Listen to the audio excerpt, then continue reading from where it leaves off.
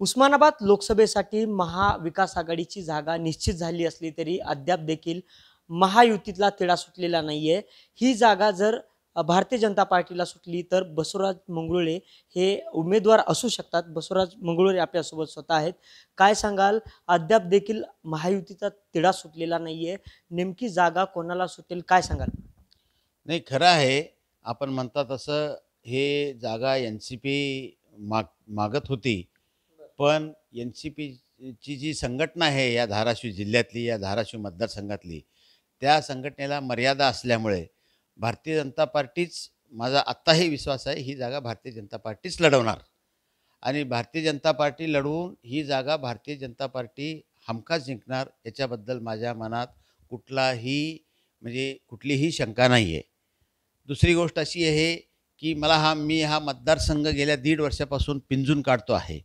केंद्र शासनाच्या योजना, माननीय पंतप्रधान नरेंद्र मोदीजी आणि आमचे नेते देवेंद्र फडणवीसजी, शिंदेसाहेब, राज्य सरकारच्या योजना, या सगळ्या योजना घराघरात पोहोचवण्याचं गेल्या 1.5 वर्षापासून मी काम करतो आहे आणि मला ह्या मतदारसंघाची खडा माहिती आहे. आणि त्यामुळे ही जागा भारतीय जनता पार्टीला सुटेल ह्याच्यात माझ्या मनात कुठलीही शंका नाही आहे. आपल्याला कुठल्या नेत्याने आश्वासन दिलंय का की ही जागा जी आहे ती तुम्हाला लढवावी लागेल किंवा कुठल्या नेत्याने काय आश्वासन दिलंय अद्यापपर्यंत आपल्याला? मी गेल्या 1.5 वर्षापासून जे इथं काम करतो आहे अनेक माध्यमातून, तर हे सगळं माझे जे नेते आहेत, देवेंद्र फडणवीस साहेब आमचे नेते आहेत, त्यांना माझ्या कामाची खडा माहिती आहे. आणि त्यांनी अनेक वेळा की काम चालू राहू द्या, अजून काम जोरात करा, हा संदेश मला दिलेलाच आहे. ही जागा जर राष्ट्रवादीला सुटली तर आपली काय भूमिका असणार आहे? आम्हाला या देशाचा पंतप्रधान नरेंद्र मोदी यांना करायचं आहे की राष्ट्रवादीला सुटो किंवा शिवसेनेला सुटो, युतीचा धर्म आम्ही पाळणार. आणि जो कोणी उमेदवार युतीचा असेल त्या उमेदवाराचा मी स्वतः जसा उमेदवार असल्यानंतर जे काम करणार आहे, त्या उमेदवाराचं सुद्धा मी तसंच काम करणार आणि कुठल्याही परिस्थितीत त्या उमेदवाराला आम्ही निवडून आणायचा प्रयत्न करणार. महाविकास आघाडीचे जे उमेदवार आहेत ओमराजे निंबाळकर, ते म्हणतायत की महायुतीला अद्याप पैलवानच मिळालेला नाहीये असं ते म्हणतायत. ओमराजे हे विसरता आहेत की अनेक मतदारसंघात आमचे पैलवान तयार आहेत, पण तुमचे पैलवान अजून कुणीही मिळत नाही आहेत.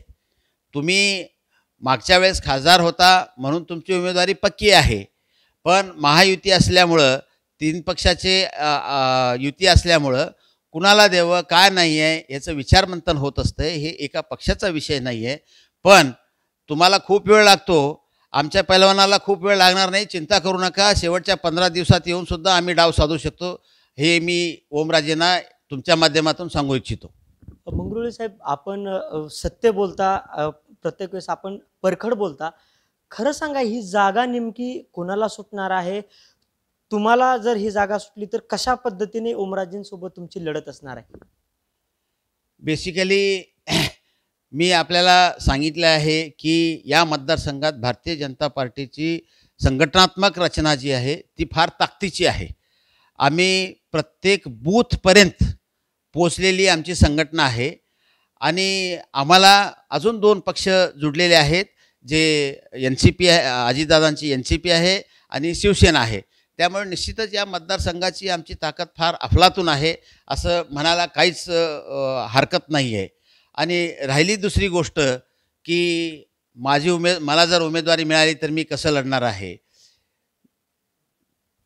आजपर्यंत मी जे काही काम केलेलं आहे या पक्षामध्ये, मी गेल्या 27 वर्षापासून भारतीय जनता पार्टीचा निष्ठावान कार्यकर्ता आहे.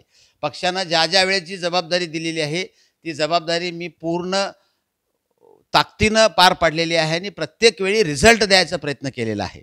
जरी मी डायरेक्ट आत्तापर्यंत उमेदवार नसलो एवढ्या मोठ्या निवडणुकीत, पण अशा अनेक निवडणुका, लोकसभा असतील, विधानसभा असतील, हे मी माझ्या प्रमुख पदाखाली लढवलेले आहेत, लढलेले आहेत. आणि त्यामध्ये आम्ही रिझल्ट ओढून आणलेला आहे. जी जागा, म्हणजे उदाहरण द्यायचं झालं तर प्रतापसिंह मोहिते पाटील ज्यावेळेस सोलापूरला आमचे भारतीय जनता पार्टीचे उमेदवार होते, त्यावेळेस मुंडे साहेबासोबत मी 15 दिवस सोलापूरला ठाण मांडून होतो. आणि ती जागा आमची येऊच शकत नाही असं वातावरण असताना सुद्धा आम्ही ती जागा खेचून आणली होती. त्यामुळं मला खात्री आहे धाराशिव लोकसभेमध्ये भारतीय जनता पार्टी लढल्यानंतर भारतीय जनता पार्टीचा जो कोणी उमेदवार असेल त्याला आम्ही जिंकवण्याचं काम करणार.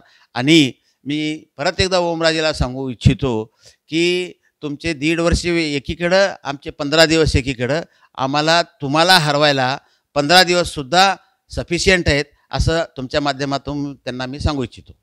हे होते बसवराज मंगरुळे यांनी म्हटलंय की आमचा उमेदवार जाहीर झाल्यानंतर तुम्हाला हरवायला आम्हाला 15 दिवस देखील लागणार नाहीत.